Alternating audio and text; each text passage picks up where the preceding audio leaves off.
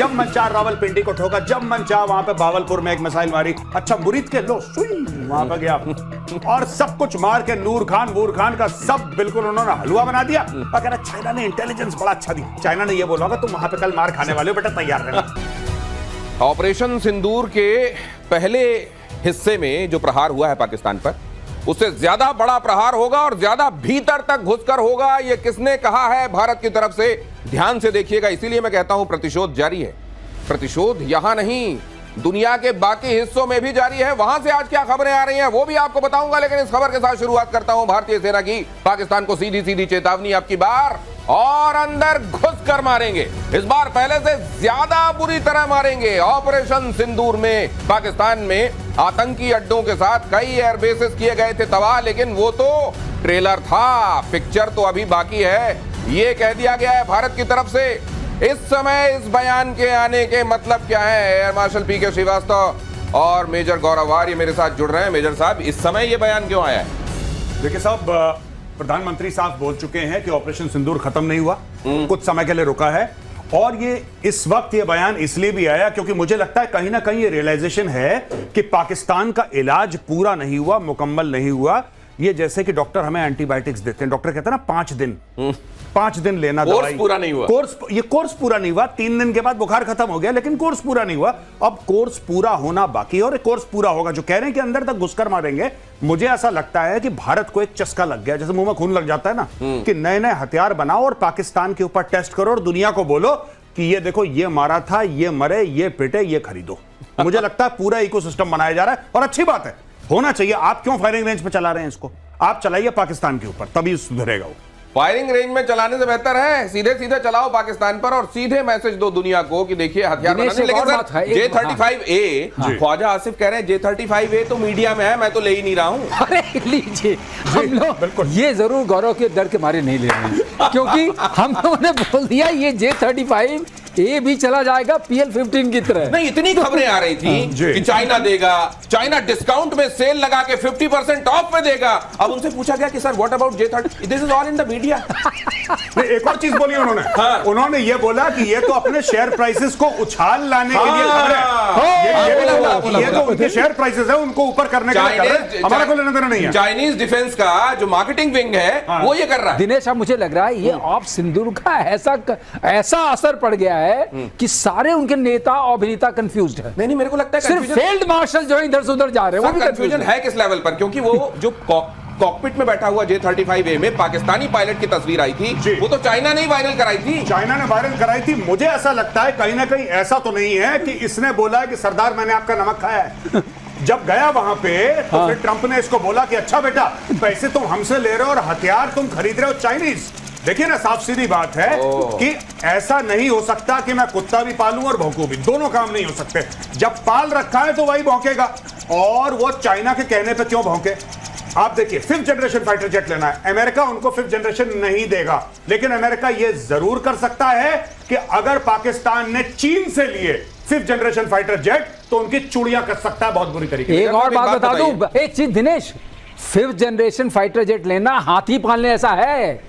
अपने को खाना नहीं मिल रहा, हाथी कैसे खिलाएंगे? अरे सर 50% डिस्काउंट में मिल रहा था, इससे ज्यादा क्या ऑफर करता? खाना तो खिलाना पड़ेगा। हाँ, ये तो है। आप फ्री में ले लो, आप फ्री में दे दो, पाकिस्तान फिर अफोर्ड नहीं कर पाएगा। उसके $1000 पर आवर का उसकी फ्लाइंग की कॉस्ट है, $40,000 पर आवर, $40,000 पर आवर एक जहाज। My God. और दूसरा सुन लीजिए, एक फंस गया त्रिवेंद्रम में, निकल पा रहा है? नहीं निकल पा रहा है, वो तो इतने लोग मिलकर नहीं निकाल पा रहे, तो पाकिस्तान के सर पड़ गया तो क्या करेंगे? उसकी चेन उतर गई। उसकी वाकई नहीं, लेकिन एक बात और मैं समझ नहीं पा रहा हूं, ये इसका पाकिस्तान का सुहाग है कौन? अमेरिका है कि चाइना है? उसके 3-4 सुहाग हैं। एक ऐसा नहीं है। देखिए, ऐसा है पाकिस्तान का कि पाकिस्तान के जैसे वो एक शक्ति कपूर की फिल्म थी ना, कह रहा था कि 2-2 बाप वाली, है ना? इनके 5-5 हैं। इनमें चाइना भी है, सऊदी अरेबिया भी है, वर्ल्ड बैंक भी है, ADB भी है, IMF भी है, अमेरिका भी है। ये अलग अलग लोगों से अलग अलग बाप बनाता है पाकिस्तान, कभी इस बाप से कभी इस बाप से, और हर एक बाप से पॉकेट मनी लेता है। यही दिख रहा है आपको। लेकिन अगर आप इनसे जाके पूछेंगे तो ये बोलेंगे होंगे तुम्हारे एक, हमारे तो 5-5 हैं। अगली खबर देखिए, ऑपरेशन सिंदूर से जुड़ी बड़ी खबर यह कि पाकिस्तान ने कबूला भारत के खिलाफ जंग में उसे चीन की तरफ से मदद मिली थी। लीजिए। पाकिस्तान के रक्षा मंत्री ख्वाजा आसिफ ने कहा भारत से युद्ध में चीन ने सैटेलाइट से की थी मदद। J-35A मना करो लेकिन मदद को स्वीकार कर लो ताकि ये पता चलता रहे कि सुहाग तुमको भी तस्लीम करते हैं। नहीं बिल्कुल बिल्कुल साहब, वो इसने बोला ख्वाजा आसिफ ने, दिस इज वेरी नॉर्मल। कहता है सर सुन लीजिए एक बार इसकी बात सुन लीजिए। तो मेजर साहब ये जो घास पत्ती से ढक के इन्होंने एक टैंक खड़ा किया था और स्टेज बना के ऐसा खड़ा कर दिया तो ख्वाजा आसिफ गिरने वाले दिख रहे थे। वो चीन ने नहीं बताया कि गिर जाओगे, बायां पैर बाहर निकला हुआ है। नहीं देखिए साहब, साफ सीधी बात है, चीन उसके नीचे टैंक भी था, किसको पता, हो सकता गत्ता ही हो। ठीक है, ये अब देखिए ये क्या बोल रहा है कि हम चाइना के साथ शेयर करते हैं, हम चाइना के साथ शेयर करते हैं, चाइना हमारे साथ शेयर करता है। चाइना ने तुम्हारे साथ ऑपरेशन सिंदूर का क्या शेयर करा ये तो बताओ। तुम्हारे सारे जो एयरपोर्ट हैं, एयर स्ट्रिप हैं, हैंगर है, सब तबाह हो गए, तुम्हारे शहरों पे बम गिर गए, तो चाइना ने शेयर क्या करा? ये कौन से शेयर की बात कर रहा है? ये शेयर बाजार के शेयर की बात कर रहा है। एंड में अगर चाइना ने सैटेलाइट इमेजेस आपको दी, जो ख्वाजा आसिफ खुद कह रहे हैं, उसका फायदा क्या हुआ? मैं ये जानना चाहता हूं कि साहब हमारा ये फायदा हुआ, इंडिया के अटैक करने से पहले हमें पता लग गया कि इंडिया अटैक करने वाला है, तो हमने इंडिया के ये वाले प्लेटफॉर्म्स हमने नस्ते नाबूद कर दिए। कुछ तो होगा उसका भाई, कुछ तो होगा। चाइना ने आपके साथ इंटेलिजेंस शेयर करा है। कैसा खाक इंटेलिजेंस शेयर करा है? जब मन चाह रावलपिंडी को ठोका, जब मन चाह वहां पे बावलपुर में एक मिसाइल मारी, अच्छा मुरीद के लो सुई वहां पर गया और सब कुछ मार के नूर खान का सब बिल्कुल उन्होंने हलवा बना दिया। और कह रहा चाइना ने इंटेलिजेंस बड़ा अच्छा दी। चाइना ने ये बोला होगा तुम वहां पे कल मार खाने वाले हो, बेटा तैयार रहना। दिनेश ये सोचो, हम तो डूबे हैं सनम, तुमको भी ले डूबेंगे। ऐसा दोस्त नहीं चाहिए, अपनी बदनामी करा रहा है। अब कह रहा है उन्होंने क्या था, उनकी भी बदनामी करा रहा है। ख्वाजा आसिफ ने इतना ही नहीं कहा, ख्वाजा आसिफ का एक बड़ा बयान है कि चीन के साथ फाइटर जेट डील को लेकर हमारी ये सब बातें सिर्फ मीडिया में है। यही मैं आपको बता रहा था, मीडिया में है और ये केवल चाइना ने अपने डिफेंस वाले मार्केट को बढ़ावा देने के लिए ऐसा किया। ये भी सुन लीजिए इन शब्दों में कहा गया है। ये तो बड़ा अनगाइडेड मिसाइल है। और जो आपको नहीं दिख रहा मैं आपको बता देता हूं, उसके फौरन बाद ख्वाजा आसिफ ने मुनीर को फोन किया। मुनीर साहब मैंने ठीक कहा ना, कहीं कुछ गलत तो नहीं निकल गया मुंह से? मुझे पक्का यकीन है इसके बाद ये हुआ। भाई साहब ये गया है, इसने अपने अब्बू को फोन करा। हाँ। आसिम मुनीर को, आसिम मुनीर ने अपने अब्बू को फोन करा। कौन है इस समय? व्हाइट हाउस में। अच्छा अब्बू जी मैंने ठीक तो बोला? हाँ हाँ बेटा ये ठीक बोला तूने, चाइनीज इक्विपमेंट मत खरीदना। ट्रंप क्या करेगा अब? ट्रंप इनको लोन देगा। मैं बता रहा हूं आपको, क्योंकि यही चीज ट्रंप ने जेलेंस्की के साथ करी है। जेलेंस्की ने बहुत बड़ा ट्वीट करा कि अब हम अमेरिकन इक्विपमेंट खरीदेंगे। अब जितना भी थर्ड रेट अमेरिकन इक्विपमेंट है, पहले अमेरिका इनको लोन देगा। वो लोन देने के बाद अमेरिका बोलेगा कि लोन पे तुम हमसे वो घटिया इक्विपमेंट खरीदो। और जितनी भी इक्विपमेंट फेज आउट हो रही है, जो भाई ट्रंप बिजनेसमैन है, ट्रंप कह रहा है कि अगर इनको चूना चाइना लगा सकता है तो हम क्यों नहीं लगा सकते चूना? हम भी जरा 8-10 अरब डॉलर का चूना लगा दें। यही होगा। और ये कारोबार जितना ट्रंप को इस समय समझ में आ रहा है, हर चीज में आप देख रहे हैं वो कारोबार की बात करते हैं, फिर ये मौका क्यों जाने देंगे? अरे भिखारी ही सही, लोन ही सही, देना है तो अपना कबाड़ क्यों ना दें? और ईरान के फोर्डो एटमी सेंटर के बाहर खड़े ट्रक पर ट्रंप का बयान, चलिए ये भी सुन लीजिए। ट्रंप साहब को आज नया इल्हाम हुआ है, उसके बारे में जरा ये ऐलान सुनिए। ट्रंप ने कहा यह ट्रक यूरेनियम ले जाने के लिए नहीं बल्कि मजदूर ले जाने वाले ट्रक थे। ट्रंप ने कहा यूरेनियम को हटाना बहुत लंबा और खतरनाक है, बहुत भारी काम होता है। ये फोर्डो एटमी सेंटर से यूरेनियम को हटाने की खबर आई थी, मैंने आपको दिखाया था प्रतिशोध में, ट्रक लगे हुए थे, कहा गया रातों रात हटा दिए गए हैं। 19 तारीख को जैसे ही बॉम्बर उड़े वहां से यूरेनियम गायब कर दिया गया, यह खबर आई थी। पहले इस बात को कंफर्म खुद ईरान ने कहा कि हाँ हमारा यूरेनियम हमने बचा लिया है। अब इधर ये साहब कह रहे हैं नहीं वो तो मजदूर निकालने के लिए आए थे। आगे ईरान ने क्या कहा है वो भी आपको फिर पूरी तस्वीर क्लियर हो जाएगी। लेकिन साहब ये 16 ट्रक वहां मजदूर निकालने गए थे और टेलीफोन इनके पास आया था। और ट्रंप, मुझे लगता है ट्रंप ने प्रतिशोध तो नहीं देखना शुरू कर दिया।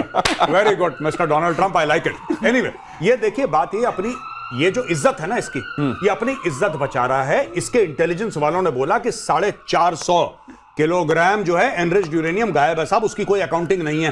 ये कह रहा नहीं ऐसा कुछ है ही नहीं, फेक न्यूज है, फेक न्यूज। CNN ने बोला कि साहब आप ही के इंटेलिजेंस वालों को हम कोट करके ये आपको बता रहे हैं कि फोर्डो को इतना नुकसान नहीं हुआ जितना आप कह रहे हो। फेक न्यूज, इसका मुंह बंद, इसने सबका मुंह बंद करवा दिया। But the fact of the matter is कि क्या 450 किलो एनरिच्ड यूरेनियम है कि नहीं है, क्या उसकी अकाउंटेबिलिटी है कि नहीं? क्योंकि जेडी वांस जो इसका उपराष्ट्रपति है वो खुद कह रहा है कि वो 450 किलो यूरेनियम गायब है।